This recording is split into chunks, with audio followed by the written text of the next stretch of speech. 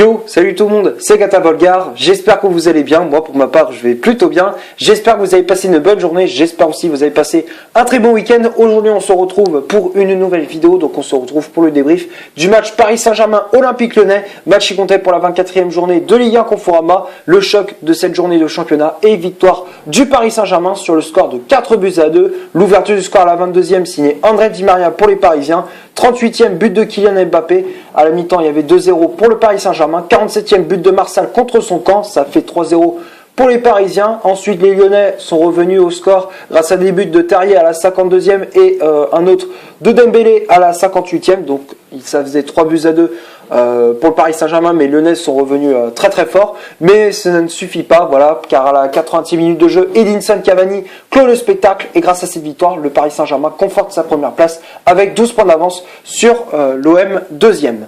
Voilà, donc pour en venir au match face aux Lyonnais, pour débriefer ces 90 minutes, 45 premières minutes, bon, le Paris Saint-Germain a assez maîtrisé la première mi-temps, voilà, donc même si dans les 10 premières minutes, Lyon, ils ont été quand même très dangereux, voilà, donc ils ont notamment lorsque le Paris Saint-Germain avait la possession du ballon, les Lyonnais faisaient un pressing haut, Rudy Garcia avait dit à ses joueurs de faire un pressing haut pour gêner les Parisiens dans leur relance.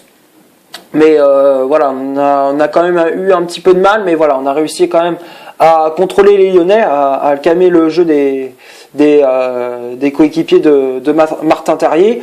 Mais voilà, donc on a réussi à les contrôler, même si à la 6e minute de jeu, justement, Martin Terrier ne trouve pas le cadre sur une frappe justement de l'ancien joueur de Strasbourg, voilà, donc Terrier qui enroule sa frappe, mais ça fuit le cadre de Keylor Navas, donc ça c'était la première alerte qu'on avait reçue voilà, de la part des Lyonnais. Ensuite, bon, on a réussi à contrôler la situation du jeu, voilà, la situation du match. On a eu la possession du ballon, c'est vrai, voilà, mais on n'arrivait pas à trouver le cadre, notamment avec des occasions d'Icardi ou de Kylian Mbappé. Mais voilà, on avait, comment dire, on butait sur Anthony Lopez, le gardien de Lyon.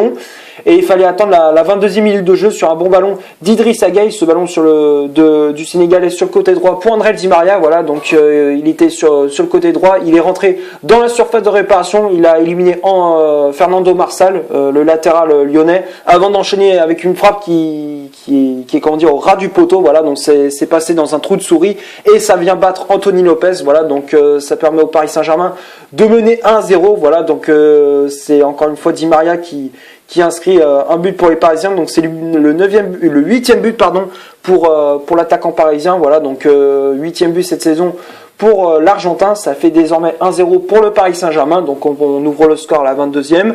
Donc du coup on a eu de la confiance, voilà, donc petit à petit les Lyonnais ils ont commencé un petit peu à sombrer en première mi-temps, donc notamment des occasions aussi avec Icardi et Mbappé, voilà, notamment ils ont marqué des buts mais malheureusement ils étaient refusés, donc voilà, donc on a quand même pas perdu espoir, voilà, et il fallait attendre la 40e minute de jeu quasiment, voilà, donc à la 38e plus précisément, à la 38e, voilà, sur un bon ballon de Thomas Meunier dans la profondeur, voilà, donc passe en profondeur de Thomas Meunier, Marcelo, le défenseur de l'Olympique Lyonnais, a voulu tacler ce ballon mais il était trop court, et du coup ça a permis à Kylian Mbappé d'avoir ce ballon et de piquer juste devant Anthony Lopez, ça fait 2-0 pour le PSG, voilà, magnifique but de la part de l'attaquant parisien, voilà, donc encore une fois le jeune parisien a frappé et c'est le 15e but cette saison pour Mbappé, ça fait 2-0 pour les Parisiens et on rentre au vestiaire avec cette avance de 2 buts. Donc ensuite, second mi-temps, on a continué sur notre lancée. Après, il y a eu le but à la 47e, le but un peu gag, si on peut dire ça comme ça, voire même très gag, de la part de Marsal contre son camp, voilà, sur un ballon dans la profondeur vers Julian Draxler qui a voulu centrer en retrait, je crois que c'était pour Mauro Icardi, mais ça a été touché par Thiago Mendes, qui a remis ce ballon pour Julian Draxler, qui a recentré au point de penalty, et Marsal qui est arrivé comme une fusée, qui a bourriné ce ballon dans ses propres buts. Là, c'était vraiment un but un peu à la con côté lyonnais. Mais bon, voilà, on a eu de la réussite, mais bon, voilà, ça nous a permis d'enfoncer un peu plus le clou. Ça fait 3-0 pour le Paris Saint-Germain. Là, les Lyonnais, ils ont commencé à se réveiller et à être vraiment dangereux et réalistes. Voilà, donc à la 52e, voilà, sur un joli ballon je crois c'est si je me trompe pas, je crois c'est Aouar qui donne ce ballon dans la profondeur. Non, c'est Cherki qui donne dans la profondeur à Martin Terrier. Voilà, donc l'attaquant lyonnais qui glisse ce ballon sous le corps de Keylor Navas. Là, les Lyonnais, ils sont revenus à 3 buts 1, pardon. Et ensuite, à la 58e, Lyon, ils ont failli revenir dans ce match-là avec ce but de Moussa Dembélé à la 58e sur une contre-attaque emmenée par Kartoko et Kambi. Voilà, donc l'entrée en jeu de l'attaquant lyonnais a fait très mal, voilà, aux défenseurs parisiens. Et voilà, donc il a été passeur décisif sur le but de Moussa Dembélé. Et les Lyonnais reviennent à 3 buts à 2. Là, on n'était pas loin même du 3-3 avec une occasion de Dembélé. Voilà, juste avant l'heure de jeu, il frappe juste à côté du but de Navas. Donc là, on a eu vraiment chaud. Là, il y a eu un gros relâchement de la part des Parisiens. Ça, c'est pas sérieux parce que si on fait ce genre de choses en Ligue des Champions contre Dortmund, là, c'est sûr que là, on se prend des pions faciles. Voilà, donc on a intérêt à être très très vigilant et ne pas reproduire les mêmes erreurs qu'on a fait que contre les Lyonnais. Voilà. Donc là, à ce moment-là du match, on n'était pas loin du chaos, mais on a quand même résisté. Après, Mbappé qui a loupé une occasion, voilà, je crois que c'était à la 65e, voilà, sur un ballon donné à Icardi, voilà, Mbappé qui a reçu ce ballon dans la surface de réparation, contrôle, puis il enchaîne avec une frappe, malheureusement ça s'est écrasé sur la barre transversale de Lopez, et ensuite, à la 79e, El Matador, Edinson Cavani qui nous sauve ce match, voilà, donc il était entré en jeu à la place de Mauro Icardi et il inscrit ce but à la 79e sur une passe en retrait d'André Di Maria qui a été dans un grand soir, et Edinson Cavani, voilà, qui conclut ce magnifique match avec ce but, 199e but pour l'attaquant uruguayen. Donc il est à un but de la part des 200, il pourrait creuser l'écart dans le classement des meilleurs buteurs de l'histoire du Paris Saint-Germain. Et encore une fois, Cavani qui inscrit ce but, ça va peut-être leur donner confiance. Il entre en jeu, bam, il inscrit un but, ça fait plaisir. Ça faisait un petit moment qu'il n'avait plus marqué. Son dernier but, ça remonte lors du 6e match de Ligue des Champions contre Galatasaray. Voilà, en phase de poule, il avait marqué sur penalty lors de la victoire du PSG sur le score de 5-0. Et puis voilà, il se remet à marquer. Voilà, donc à la 79e, but d'Edinson Cavani. Et ça permet au Paris Saint-Germain de s'imposer sur le score de 4 buts à 2. Voilà, donc on va passer maintenant à la composition d'équipe que Thomas Tuchel a aligné pour ce Paris Saint-Germain Olympique Lyonnais. Donc ça a été un 4-4-2, voilà, donc il a remis en place son système avec 2 attaquants, avec Keylor Navas dans les buts du Paris Saint-Germain. La charnière centrale, c'était Presnel Kimpembe associé à Thilo Kehrer, Kimpembe qui avait le brassard de capitaine. Les latéraux, Meunier à droite, Kurzawa à gauche, Verratti et Gueye devant la défense, André Di Maria milieu latéral droit, Julian Draxler milieu latéral gauche, et le duo d'attaque, c'était Mauro Icardi associé à Kylian Mbappé. Après, il y a eu les remplaçants qui étaient entrés en jeu. Il y avait Paredes qui était entré en jeu à la place de Di Maria. Donc à ce moment-là du match, on était passé en 4-3-3. Sarabia, qui était entré en jeu à la place de Draxler et Julian Draxler, et Edinson Cavani, qui est entré en jeu à la place de Mauro Icardi. Voilà pour la composition d'équipe. On va passer maintenant aux statistiques de cette vidéo. Donc on va commencer par celle du Paris Saint-Germain. Paris, c'est 70% de possession de balle, 6 corners, 11 tirs au total, dont 5 tirs cadrés, 4 positions de hors-jeu et combien de fautes commises ? 11 fautes commises, voilà, donc pardon, autant pour moi, je voyais pas très bien. 11 fautes commises de la part des Parisiens, et côté lyonnais, c'est 30% de possession de balle, 3 corners, 7 tirs au total, dont 2 tirs cadrés, 0 position de hors-jeu et 14 fautes commises, donc tout ça c'est du côté de l'Olympique Lyonnais. Voilà, bon, j'ai pas grand chose à dire dans les statistiques, ça représente bien la physionomie de ce match. Voilà, les Lyonnais qui ont été réalistes, voilà, sur les 2 buts marqués, ils ont réagi, voilà, avec ces 2 buts marqués. Après, côté parisien, on a été vraiment un petit peu, en termes d'efficacité devant le but, on était un petit peu moyen, voilà, on aurait pu être plus réaliste. Malheureusement, on l'a pas trop été, même si au-delà du score, on a gagné ce match, mais voilà, on n'a pas été encore extraordinaire. En termes d'efficacité devant le but, mais bon voilà, on a quand même réussi à marquer ces 4 pions et de remporter ce match face aux Lyonnais. Voilà, donc on va passer maintenant au top et au flop de cette vidéo. Donc on va commencer par Keylor Navas. Navas un petit peu en dessous par rapport à d'habitude. Bon, après je peux comprendre, avec l'enchaînement des matchs, il peut être fatigué. Donc moi j'aurais préféré peut-être mettre de Sergio Rico. Voilà, pourquoi pas mettre Sergio Rico dans les buts justement pour lui donner du temps de jeu, mais c'est surtout faire reposer Keylor Navas parce que avec l'enchaînement des matchs et tout, forcément on peut ressentir un petit peu de fatigue du côté du gardien costaricien. Mais voilà, bon, ça a été un peu compliqué pour le gardien costaricien, même s'il n'a pas eu grand chose en première mi-temps. Voilà, et malheureusement il n'a pas été efficace sur les 2 buts lorsqu'on s'est pris les 2 buts. Donc voilà, moi j'ai trouvé Navas un petit peu en dessous par rapport à d'habitude. Donc Navas dans ce match-là, je le mets dans le flop. Ensuite la charnière centrale Kimpembe Kehrer. Voilà, match pas terrible de la part de Kimpembe. Encore une fois, moi j'ai trouvé plutôt décevant. Voilà, donc encore une fois, il a été passif sur certaines actions. Il a pris pas mal de fois à l'eau avec lorsque Dembélé faisait des accélérations. Voilà, ou encore Terrier. Donc voilà, Kimpembe j'ai trouvé un petit peu en dessous aussi. Donc voilà, donc Kimpembe je le mets dans le flop. Kehrer aussi, voilà, match pas terrible de la part du défenseur allemand, qui a été encore une fois, qui a pris l'eau comme Kimpembe, pareil, exactement pareil que lui.